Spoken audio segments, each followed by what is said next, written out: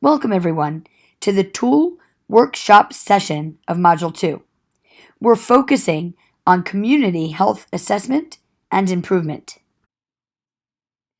To remind you of our specific charge once again, you were recently appointed administrator of a public health organization, and your governing body charges you to assess the capacity and improve the performance of this organization in order to achieve full accreditation within 3 years.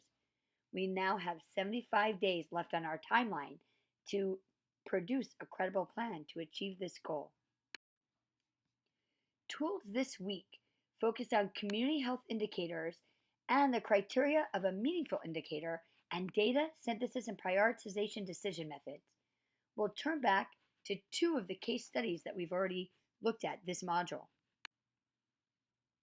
Before we forge ahead into becoming more community-minded and community-focused, I wanted to remind you of our overarching framework of this charge as well as of this course, and that is looking at the public health infrastructure and our public health system, reminding you that we're driven by the essential public health services as well as by the core functions of public health, of assessment, policy development, and assurance. Now jumping into the case studies of this module, digging deeper into their meaning, we'll start with the Gulf oil spill and then move into Wyandotte County. As the basis of your indicators, please be sure to closely look at the leading health indicators for Healthy People 2020. Each group should come up with at least one specific community health indicator that you believe should be incorporated into our scenario, the upcoming community health assessment process. A detailed justification is critical to this tool. So your justification should include a description of what the indicator will measure. For example, infant mortality. A description of what information the indicator might provide as to the health of your community in the aftermath of what was the Gulf oil spill disaster, and specific measures that you propose to use to measure this concept. So an example of a measure of infant mortality is the number of deaths in the first year of life per 1,000 births. The second piece of your tool should then describe 5 attributes or characteristics to establish meaningful community health indicator criteria.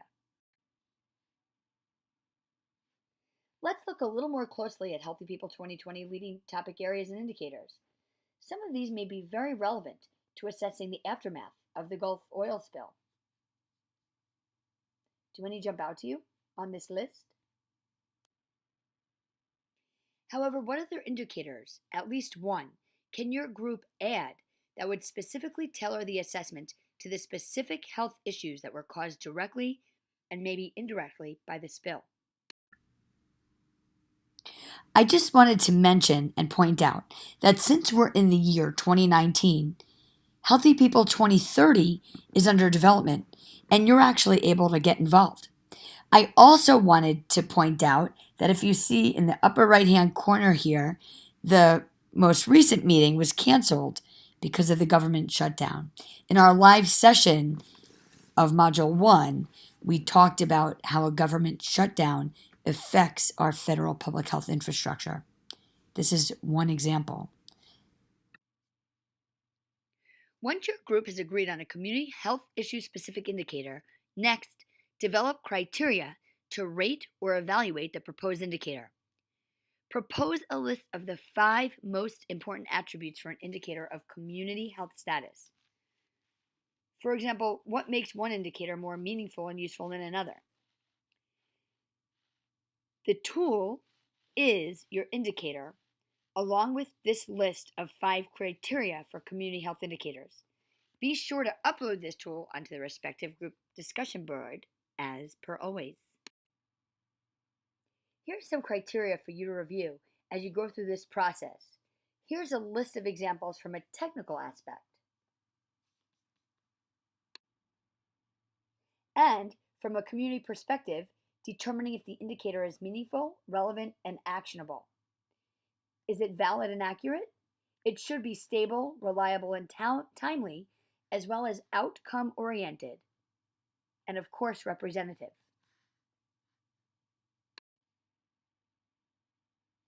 So now we're going to switch gears, especially in terms of location, for this second module tool. Let's go back to Wyandotte County, and let's move forward in the process to prioritize the health problems within a community. So for our second module 2 tool, we'll identify and rank the next 3 steps that should be taken to improve the health of the citizens of Wyandotte County. Steps should be implementable and sustainable, no matter what happens with healthcare reform implementation. At this point, I think we're sort of stable, so to speak. Justification of your list and your ranking is also required, of course. And remember that everything is on the table. You don't have to limit yourself to changes in the healthcare system per se. You should not only propose feasible next steps, but a broad array of local, state, and national resources can be considered. This next slide reminds us of some of the health-related issues from an ecological perspective that Wyandotte residents may be facing. I'll pause for a moment for you to look over these social determinants of health.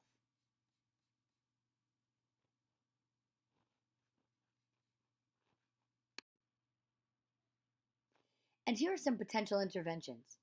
I imagine that many of you will have touched on some of these issues and interventions in the coveraging exercise.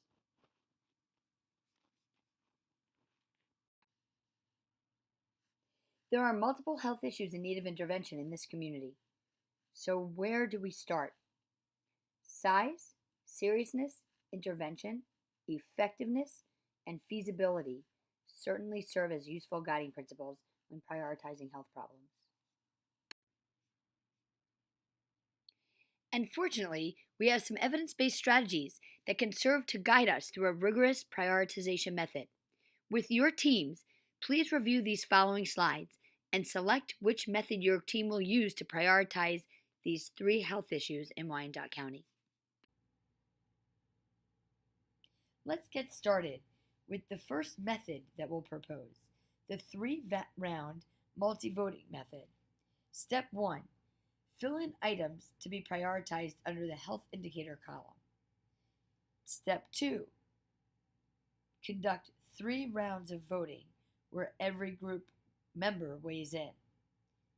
Finally, tally the votes for each round in their respective column. And then you'll have your health priorities. The list that you see on the screen here provides some suggestions of prioritization criteria. For example, as you see, size, seriousness, trends, equity, intervention, feasibility, value, consequences of inaction, social determinant, and root cause. And what else would be on your list? Now moving on to the second method that you and your team can select, the 2x2 strategy grid. For this method, you'll start by filling in the blank spaces on each axis with the desired criteria. Make sure to label each quadrant according to the axes. Finally, you'll place competing programs or activities into the appropriate quadrant.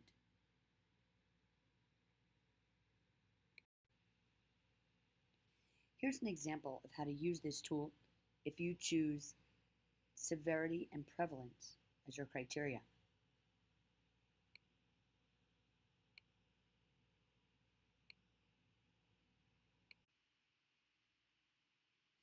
Then place your health problem in the respective and appropriate box to complete this method.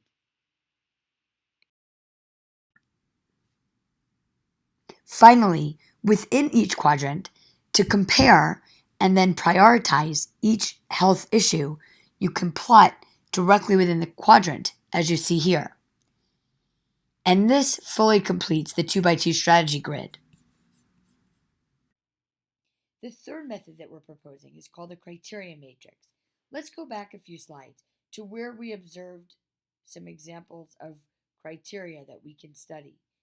You then create a code to rank the importance of each criteria, and at the end, tally your code to find out your prioritization order.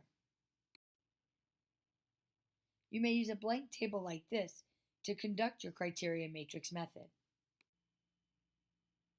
The fourth method that we're proposing is the Hanlon method priority score. You may follow the instructions below to conduct this with your group.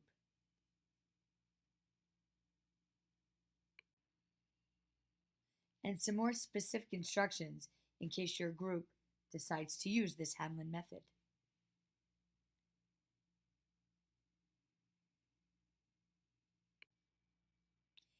Here's an example of what your table will look like once you come up with your health issues that you then will discuss for prioritization.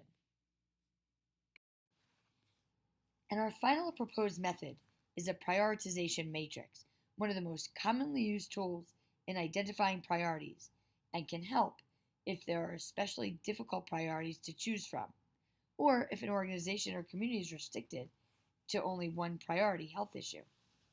This tool is ideal when health problems are considered among a large number of criteria. Follow the directions below to work through this method with your team if this is the method that you select to use for your health issue prioritization exercise. Here are some more detailed instructions that you may use, as well as an example of a prioritization matrix.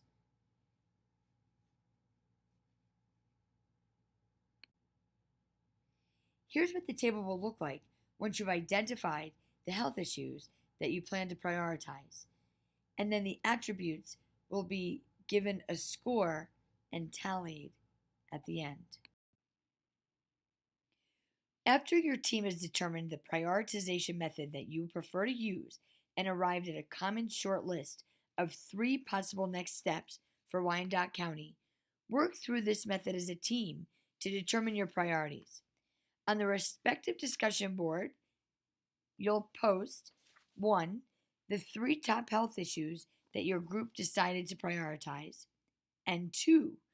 For this team tool, it's important to include a justification that describes the prioritization method used and how and why your team arrived at these priorities. And 3, don't forget to also list the criteria used. I hope you enjoyed going through these exercises together. I think that they both provide a great deal of insight into how we, as public health practitioners, improve and maintain the health of our communities.